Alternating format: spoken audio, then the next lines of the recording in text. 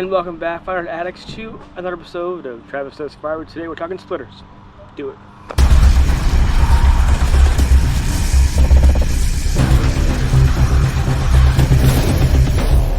So I had an idea for an episode, and by all means, I'm not an expert in terms of splitters, but I think a lot of us run the big box store single wedge splitters, the one that are transformers.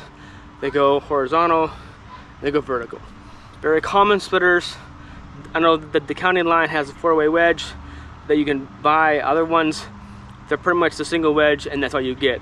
Cycle time, I don't know, 9 to 14 seconds.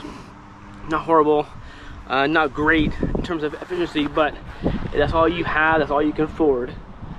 That's your splitter, right? So I wanna do a deeper dive in costs of splitters, specifically on the cost effectiveness of buying a splitter new or versus renting. So let's say that you have some rounds, or you have a tree that came down or during a storm, or you have access to rounds or a tree and you want to split that up, whether to sell, whether to have for your own home, maybe both. But either way, you're in need of a splitter. Now, I guess in terms of buying versus renting, it would be how much wood you need to split or want to split, and your time. Now, and I get maybe the duration. If you only have maybe a cord or two to split, rent a splitter for a day or two, return it, done. Whether you, or maybe you, or if you have more than that, let's go around number of 20 cords, I would consider buying a splitter, especially one like this. Let's say all you have time for, or your body only have time for, 1 cord a day. That would be from bucking to splitting and stacking, or throw it into a pile. That would be however many hours that takes you. That'd be one's day, one worth day of time.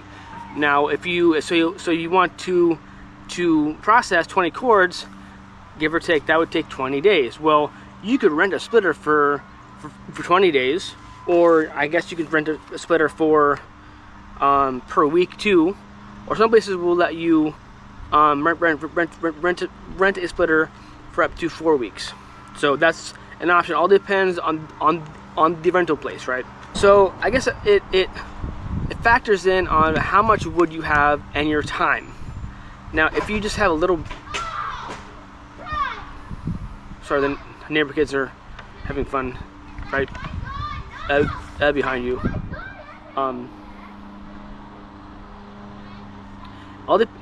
So I guess the two main factors, and you let me know if there are any more factors down in the comments, right?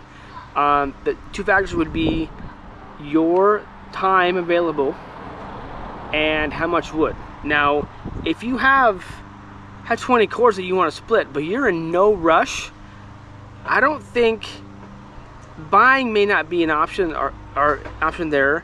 Rent it per day, rent it once a week, per day, and then do it as you can. Sure, why not? Because so I have a spreadsheet in front of me here.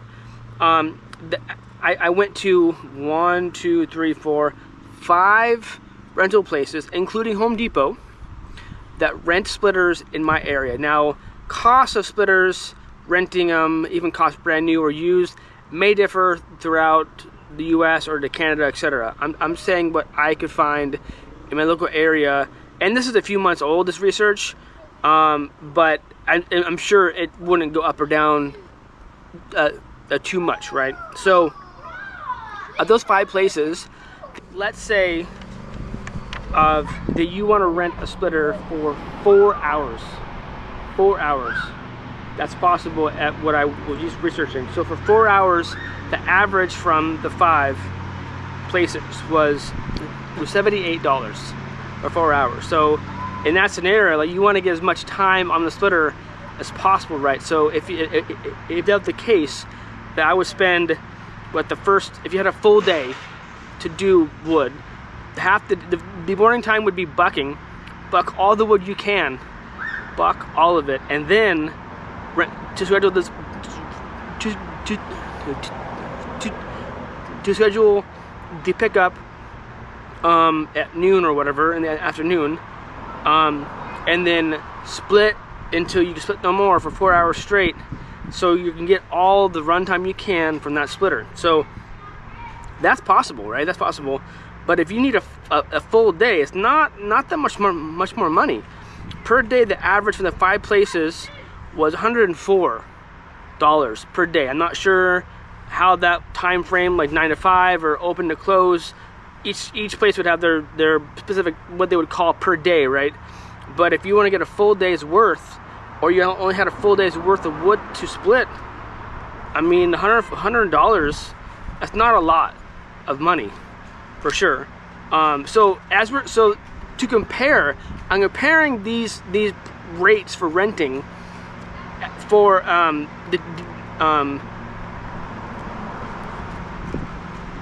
compared to the Champion splitter, like this behind me. And so it's all, I mean, it's kind of hard because each place has their own different make and model. Like Home Depot, they're not renting the Champion. They had their own 20-ton single wedge. One place, Sunbelt Rentals, has a 26-ton called Iron and Oak, a splitter. Another place called Aurora Rents was a 20-ton Barretto model. I don't know.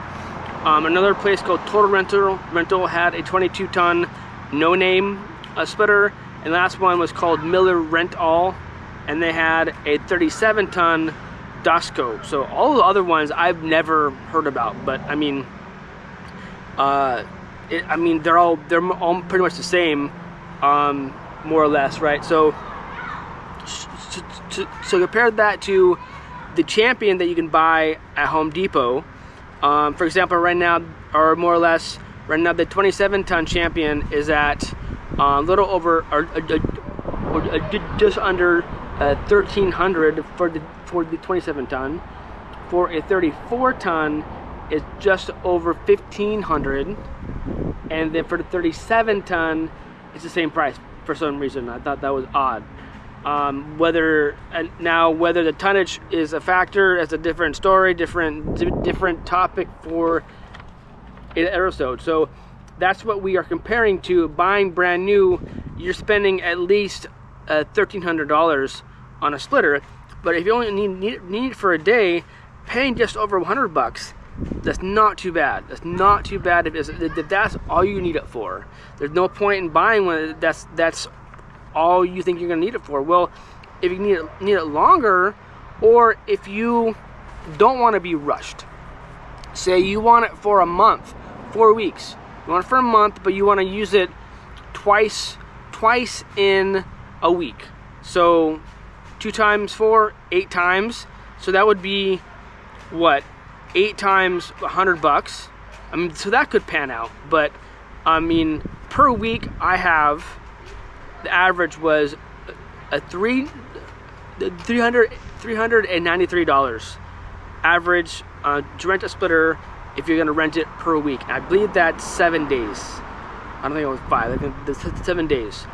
And then so last figure would be, if you want to rent it for 4 weeks or a month, the average price was $1,233. So not too bad. I mean, if you're just gonna rent it for a month, you might as well just buy a splitter, right? I know that the one at Costco right now is just over $1,100, so that's a little cheaper than the Champion. I don't know the quality of the Costco one, but if you're gonna use the splitter and you don't have a lot of money to spend on a pro one, but you want to get the most bang for your buck, sure, go ahead. And then but these splitters, they pretty much hold their value. But if you have a different opinion, go ahead and drop it in the comments. But when I've seen on like Marketplace and OfferUp, These basic splitters, they may lose like a few $100, but even then, if you bought one, used it for a week or so, or maybe a month, you could turn around and get most of what you paid for it, and you probably saved yourself in renting one. I think that would be what a lot of us would consider, that you're saving yourself less stress because you bought it, it's yours. There's no time factor in having to rush through the wood so you can return it. So to rush and get the splitter, get all the use you can out of it for that time period that you rented for, and then go. But you never want to rush splitting, or even with anything with equipment, because when you rush, some mistakes could happen. So just be careful. Yes, you want to be efficient with your time, but don't be kicking butt because you need to get stuff done and return your splitter. So just be aware of time, and don't force yourself, and don't rush yourself, right? So that's the analysis that I have in terms of data and numbers. I'm not a numbers person, but I do like spreadsheets. And I know I'm not the only one who does Firewood on YouTube that also likes spreadsheets. So I think it all depends on how much wood you have and your time in terms of your availability. So I think when my parents bought this Champion, my dad had 1 or 2 trees down, and he did a quick assessment of prices of renting a machine, and he figured I might as well buy it because he thought in his mind he would use it enough to warrant buying it. Come to find out, when he first bought it, I used it more than he did, so he just let me have it. And then again, if he ever needs the splitter, it's here. It's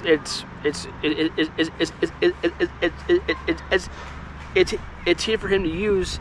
That's fine. I'm not going to use it, right? So if it's not being used, then he can definitely have access to it because he's the one who bought it.